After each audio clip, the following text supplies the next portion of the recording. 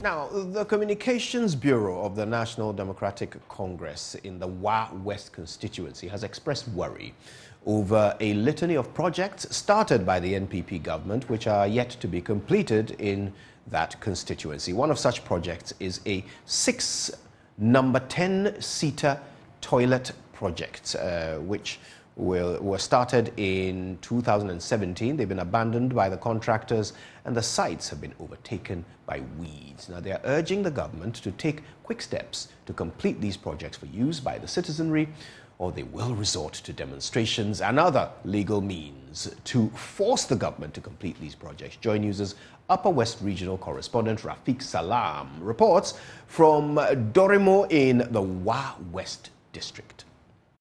The press conference held by the National Democratic Congress NDC West Constituency Communications Bureau centered on 3 projects whose construction have been on a hiatus for several years. First was the construction of 6 number toilet projects located in 6 communities in the constituency. The 10-seater toilet projects, who started in 2017, were supposed to be completed within 6 months.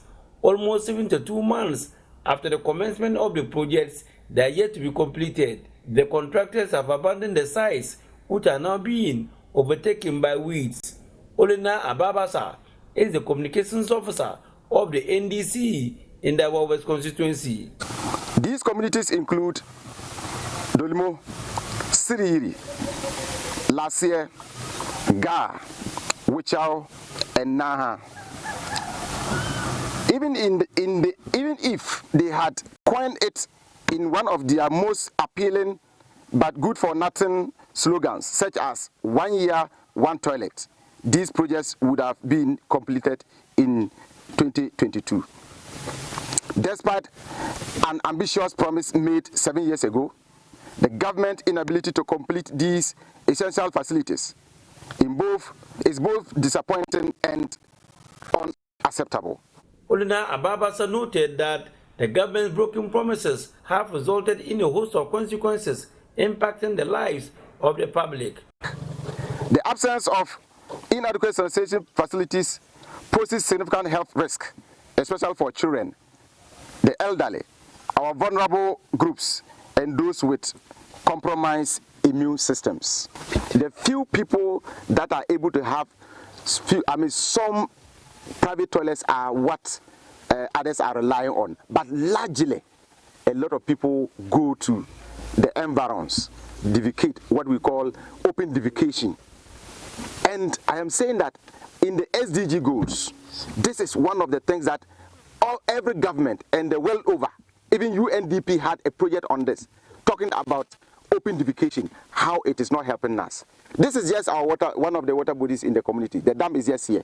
It means that anybody that comes to defecate around this place, the water, since we are at the upstream, the water will take it down there. And that means that we are going to have other challenges as far as health and sanitation is concerned. They also call on the government to be transparent and provide a detailed explanation for the inexcusable delay and mismanagement that has led to this unacceptable situation. Wouldn't the government save its face from such an unenviable record that the Akufo-Addo Bawumia government hasn't been able to complete even a single toilet facility after spending 7 years in office? The constituents of West have waited long enough for the fulfillment of this essential and long overdue commitment. It is high time the government, through her operatives, most especially the DC for West, to take immediate and concrete steps to rectify this situation and prioritize the timely completion of these crucial facilities without any further delay. They also use the opportunity to talk about other abandoned projects in the constituency, such as the Dormo E Block, the last year Tolu Senior High School projects, the Ward Dormo and Gagucho roads. We urge the government to allocate the necessary resources, engage qualified professionals, and diligently work towards completing the construction of these toilets and many other abandoned projects, such as the Dormo E Block, the Lasse Tulu SHS projects, the Ward Dormo Road, the Ga Wichao Road, the expansion of water from the water expansion project to communities in the West District, just to mention but a few. If this is not done, we are going to have series of press conferences, series of demonstrations, and series of other legal and lawful means of pressing home our demand. That is what we intend to do. Meanwhile, District Chief Executive for Wa West, Bada Dorothy, speaking to us off camera, denying that the projects have been abandoned, adding that plans are afoot to complete them with other ongoing projects.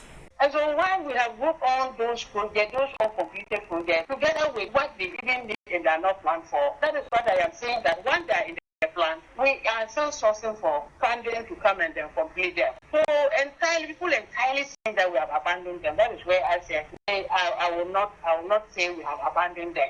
Plans are far advanced. Plans are in place to complete them. Reporting for the news, Rafiq Salam, Durmo.